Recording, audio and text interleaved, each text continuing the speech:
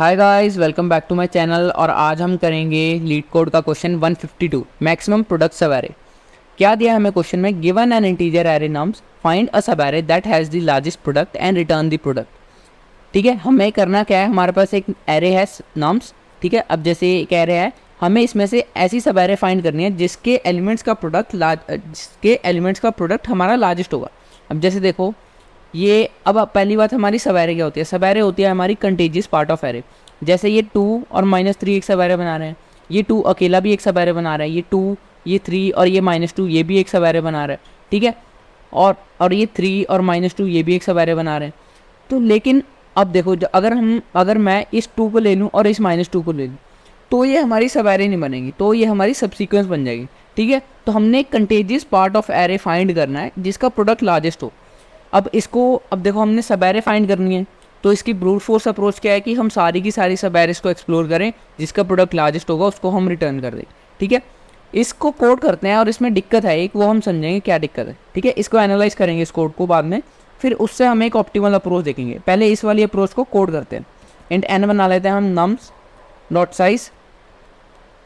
अब हम brute force approach क्या कहती है कि हम सारी की सारी सब एरेस को एक्सप्लोर करना है। उसको करने की टेक्निक क्या होगी? हम किसी भी एलिमेंट पे आएंगे, मान लो हम स्टार्टिंग में 2 एलिमेंट पे आए, तो हम 2 से स्टार्ट होती हुई सारी की सारी सब एरेस को एक्सप्लोर करेंगे।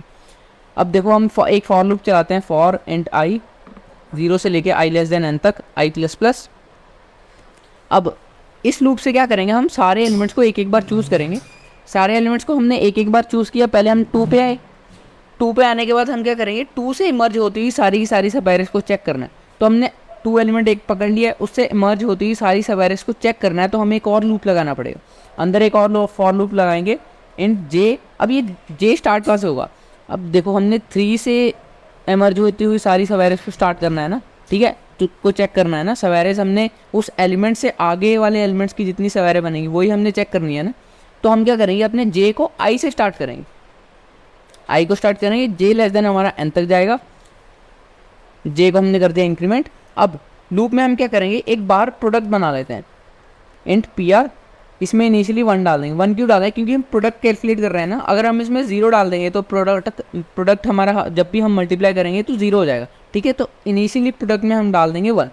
और एक हम आंसर भी अभी बना लेते हैं इंट आंसर। इसमें हम डाल देंगे इनिशियली इंट मिन। इंट मिन क्या है? हमारा आंसर, हमने इनिशियली आंसर मान लिया हमारा सबसे मिनिमम वैल्यू है। ठीक है, मिनिमम वैल्यू का मतलब ये है कि अगर इससे छोटा आंसर एग्जिस्ट नहीं करता, तो हम इस लूप में करेंगे क्या, अपने आंसर को अपडेट करते जाएंगे। जैसे अब देखो, हम क्या करेंगे, हम इस जे ऑफ आई पे आए, पहले हम 2 पे हैं। ठीक है, आई से हमने 2 चूज़ किया। ठीक है, बाहर वाली लूप से हमें 2 मिला, तो 2 से मर्ज होती है इस सब एरेस को चेक करना है ना। तो पहली क्या है, पहले जे की वैल्यू आई है, तो हम इस सब एरे पे आएंगे। ठीक है, पहले हम आएंगे इस अकेले 2 सब एरे पे, तो हम क्या करेंगे, अपने प्रोडक्ट में डाल देंगे, मल्टीप्लाई कर देंगे अपना नम्स ऑफ जे। मल्टीप्लाई कर दिया। अब इसके बाद हम क्या करेंगे, अपने आंसर में डाल देंगे मैक्सिमम ऑफ जो एग्जिस्टिंग आंसर है, कॉमा जो हमने पी आर कैलकुलेट किया है। ठीक है, अब 2 हमने डाल दिया। अब जब जे इंक्रीमेंट होगा तो जे आएगा 3 पे, तो एग्जिस्टिंग पी आर 2 था, तो जे में हम अपना एग्जिस्टिंग पी आर में 3 मल्टीप्लाई करेंगे तो ये 6 हो जाएगा। फिर ये 6 अपने आंसर में अपडेट होगा। ठीक है, उसके बाद ये 6 इंटू -2 होगा -12। लेकिन ये -12 यहाँ पे अपडेट नहीं होगा क्योंकि हमारा आंसर पहले ही 6 है, जो कि बड़ा होता है -12 से। ठीक है, तो ऐसे ऐसे चलेगा। अब एंड में हम क्या करेंगे, एंड में हम अपने रिटर्न कर देंगे अपने आंसर को। लेकिन अब देखो, इसमें एक दिक्कत है, वो क्या है कि हमने मान लो चारों का हमने 2 से इमर्ज होती सारी सब एरेस को इस लूप, अंदर वाले लूप से चेक कर लिया। ठीक है, चेक कर लिया। चेक करने के बाद क्या होगा कि हमने जो प्रोडक्ट आया है इसका प्रोडक्ट कितना होगा, इसका प्रोडक्ट होगा हमारा -48। ठीक है, इसका प्रोडक्ट -48 है, तो पी आर में हमारा 48 होगा। लेकिन जब हम इसके बाद अगले लूप में जाएंगे तो हम क्या करेंगे, 3 से स्टार्ट होती हुई सारी सब एरेस को एक्सप्लोर करना है ना, तो हमें पी आर है जो वो दोबारा से 1 चाहिए। ठीक है, तो हम क्या करेंगे, जब भी हम किसी भी अंदर वाले लूप में एंटर करेंगे ना, उससे पहले हम अपने प्रोडक्ट को 1 कर देंगे। ठीक है, अब इसको रन करते हैं, रन हो जाएगा।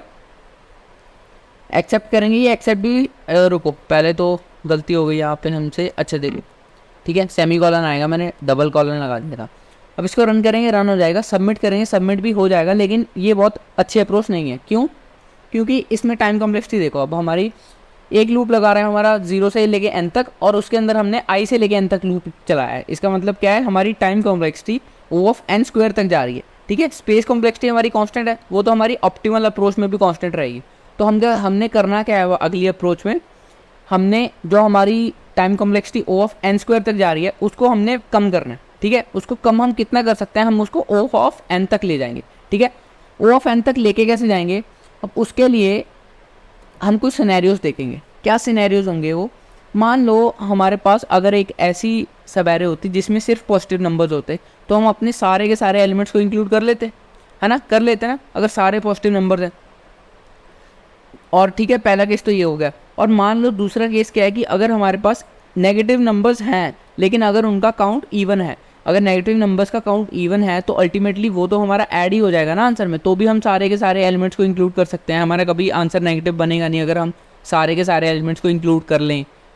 पर ये इंक्लूड करने की शर्त ये होनी चाहिए कि हमारे पास जो नंबर ऑफ नेगेटिव एलिमेंट्स है ना वो इवन है। लेकिन फंसता कहाँ पे है हमारा फाइट, हमें कहाँ लगेगी कि अगर हमारे पास जो नेगेटिव नंबर्स हैं उनका काउंट अगर हमें मिलता है इवन ऑड, ठीक है, तो उस ऑड वाले केस में वो क्या होगा कि हम ऐसा करते हैं, स्केच पैड पे देख लेते हैं। मान लो अब इस एरे में 3 हमारे ऑड एलिमेंट्स हैं, ठीक है, -1, -2 और -7। अब इसमें क्या होगा कि अगर ऑड एलिमेंट्स हैं तो हमने कोई भी एक एलिमेंट को एक्सक्लूड करना है ना, लेकिन उसको एक्सक्लूड करने के चक्कर में होगा क्या कि हमारी जो एरे है वो हमारी 2 पार्ट्स में डिवाइड हो जाएगी, ठीक है, या तो एक लेफ्ट पार्ट होगा एक राइट पार्ट होगा, ठीक है, वो डिवाइड हो जाएगी। तो उसके बाद हमने चेक करना है कि या तो आंसर हमारा लेफ्ट पार्ट होगा या राइट पार्ट। अब देखो हम -1 पे आए, हम क्या करेंगे, -1 पे आए, -1 की अब -1 पे आए, इसको हमने इंक्लूड नहीं किया तो इसके साइड में हमारे 2 एरे बनेंगे, ठीक है, एक लेफ्ट साइड एक राइट साइड। लेफ्ट साइड का कुछ प्रोडक्ट होगा, राइट साइड का कुछ प्रोडक्ट होगा, इनमें से जो मैक्सिमम होगा उसको हम आंसर में अपडेट कर देंगे, ठीक है। उसके बाद हम क्या करेंगे, अगर अगले एलिमेंट पे आएंगे, अगले एलिमेंट -2 है, ठीक है, -2 के बाद ऐसे ही इधर एक लेफ्ट पार्ट बन रहा है एक राइट पार्ट बन रहा है, ठीक है। तो हमें पता चल रहा है कि हम इसमें क्या करेंगे, हमने कोई भी एक एलिमेंट को एक्सक्लूड करना है जो कि नेगेटिव हो, तो हम इसमें क्या करेंगे, इसमें हम प्रीफिक्स और सफिक्स का यूज़ करेंगे। अब वो कैसे होगा कि मान लो हम एक बार तो राइट से चलेंगे एक बार लेफ्ट से चलेंगे, ठीक है। अब हम लेफ्ट से चलते चलते जाएंगे, जो भी हमें नेगेटिव एलिमेंट मिला उसको हम इनिशियली इंक्लूड कर लेंगे अपने आंसर में। और हम अपने, अब देखो मैंने बोला है ना कि या तो हमारी जो एरे होगी, जो हमारे आंसर सब एरे होगी, या तो हमारी वो राइट कॉर्नर से मैच करेगी, मतलब या तो हमारी वो राइट कॉर्नर से उसका राइट कॉर्नर हमारा कॉर्नर को टच करेगा या फिर उसका लेफ्ट कॉर्नर से स्टार्ट होगी, ठीक है। तो हमारी अब क्या करेंगे हम, इसकी अप्रोच क्या है कि हम यहाँ से एक प्रीफिक्स मेंटेन करेंगे जिसमें हम प्रीफिक्स प्रोडक्ट कैलकुलेट करते जाएंगे और यहाँ से हम एक सफिक्स प्रोडक्ट कैलकुलेट करते जाएंगे और उसको अपने आंसर में अपडेट करते जाएंगे, ठीक है। इसको कोड करते हैं, कोड कैसे करेंगे, इंट n हमें यहाँ भी बनाना पड़ेगा, इंट n होगा हमारा नम्स डॉट साइज। अब इसके बाद हम क्या करेंगे, एक प्रीफिक्स बना लेते हैं इंट प्रीफिक्स, इसमें इनिशियली हम डाल देंगे 1 और एक सफिक्स भी बना लेते हैं इंट सफिक्स, ठीक है, सफिक्स इसमें भी हम इनिशियली डाल देंगे 1। अब हमें करना क्या है, पहले सारे हमने ऐसा करते हैं 2 एरे बना लेते हैं। अब हम 2 लूप लगाएंगे, एक प्रीफिक्स के लिए और एक सफिक्स के लिए। प्रीफिक्स में हम क्या करेंगे, हम स्टार्ट करेंगे यहाँ से और हम प्रीफिक्स प्रोडक्ट कैलकुलेट करते जाएंगे और अपने आंसर में अपडेट करते जाएंगे, ठीक है। और फिर अगले लूप में हम क्या करेंगे, अगले लूप में हम एक सफिक्स मेंटेन करेंगे और पीछे से हम अपना प्रोडक्ट डालते जाएंगे अपने सफिक्स में और उसको आंसर में अपडेट करते जाएंगे। लेकिन उसमें दिक्कत क्या है कि हम 2 लूप लगा रहे हैं, ठीक है। तो हम क्या करेंगे, थोड़ी सी मैथ का यूज़ करेंगे और इन दोनों लूप को एक सिंगल लूप में हम कर देंगे, ठीक है। अब हम क्या करेंगे, एक ही फॉर लूप लगाएंगे, उसमें हम अपना प्रीफिक्स भी कैलकुलेट करते जाएंगे और सफिक्स भी। फॉर इंट i 0 से स्टार्ट होगा, i लेस देन n। अब इस लूप में हम करेंगे क्या, पहला काम हमने अपना प्री कैलकुलेट करना है ना, तो हमारे प्री में हम मल्टीप्लाई कर देंगे, क्या कर देंगे, हमारा नम्स ऑफ i, ठीक है, प्री कर दिया। अब देखो प्री कर दिया हमने और हमने सफिक्स भी कैलकुलेट करना है ना, तो सफिक्स हम कैसे कैलकुलेट करेंगे, अगर हमने लास्ट इंडेक्स क्या है, ठीक है, लास्ट इंडेक्स होता है n-1, इसका n-1 है ना, तो हम क्या करेंगे, हम सफिक्स में मल्टीप्लाई क्या करेंगे, nums of n-1 minus i।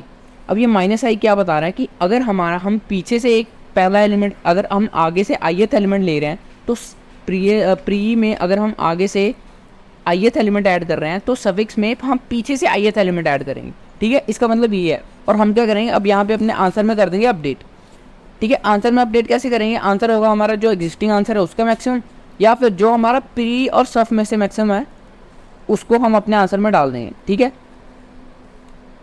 देखो हमने इसमें मैक्स के अंदर मैक्स लिया है, मतलब हम पहले तो ये इसका मैक्स कैलकुलेट होगा। ठीक है, जो भी होगा वो इसके साथ कंपेयर होगा आंसर के साथ, फिर वो आंसर में अपडेट होगा। ठीक है, अब हमें करना क्या है, अब हम क्या करेंगे, बेसिकली एंड में हमने रिटर्न कर देना अपना आंसर रिटर्न कर देंगे। लेकिन आंसर रिटर्न करने से पहले हमने जीरो वाला केस नहीं देखा। अगर हमारे किसी एरे में जीरो हो जाए, ठीक है, मान लो हमारे पास ये एलिमेंट है ना, जो ये एलिमेंट हमें जीरो मिल गया। ठीक है, अगर ये एलिमेंट हमारे पास जीरो आ गया तो अगर एक बार हमने यहाँ तक प्रीफिक्स कैलकुलेट कर लिया तो आगे की सारे ही एरे का प्रीफिक्स प्रोडक्ट हमारा जीरो आएगा।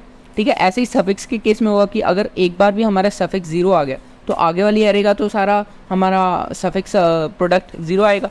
ठीक है, तो उसको इनकाउंटर करने के लिए हम क्या करेंगे, हम जब भी एक यहाँ पे चेक लगा लेंगे कि जब भी हमारा अगर प्री ज़ीरो हो गया, मतलब हमें कभी भी ज़ीरो मिला तो हमारे प्री में मल्टीप्लाई हो जाएगा ना वो। अगर हमारा प्री ज़ीरो हो गया तो हम प्री को दोबारा से कर देंगे 1। ठीक है, यही काम हम करेंगे अपने सफिक्स के साथ, उसको भी हम कर देंगे दोबारा 1। ठीक है, सफिक्स को भी कर दिया 1। अब इसको रन करेंगे, चल जाएगा। ठीक है, अब इसको रन करते हैं, कंपाइलर आ रहा है। अब देखो हमने एक काम तो किया ही, हमने एक आंसर नहीं बनाया हुआ, इंट आंसर बना लेते हैं। अब इसमें हम डालें क्या, इंट मिन, सबसे छोटी वैल्यू हम इसमें डाल दी। अब इसको रन करते हैं, अब इसको सबमिट करते हैं, सबमिट भी हो जाएगा। और इसकी टाइम कॉम्प्लेक्सिटी क्या है, 0 से लेके n तक हमने लूप चलाया है। ठीक है, इसकी टाइम कॉम्प्लेक्सिटी से एक सिंगल लूप में हमने अपनी मैक्सिमम प्रोडक्ट सब एरे है ना जो, वो हमने निकाल लिए। ठीक है, 0 से लेके n तक लूप चलाए तो इसकी टाइम कॉम्प्लेक्सिटी हो जाएगी O ऑफ n। ठीक है, और अब इसमें स्पेस एक्स्ट्रा हमने कितनी यूज़ की है, 4 वेरिएबल बनाए। पिछले में 2-3 बनाए थे, जो उसको भी हम कांस्टेंट मान सकते हैं, इसको भी हम कांस्टेंट एक्स्ट्रा स्पेस मान सकते हैं। ठीक है, तो हमारी स्पेस कॉम्प्लेक्सिटी होगी कांस्टेंट O ऑफ 1।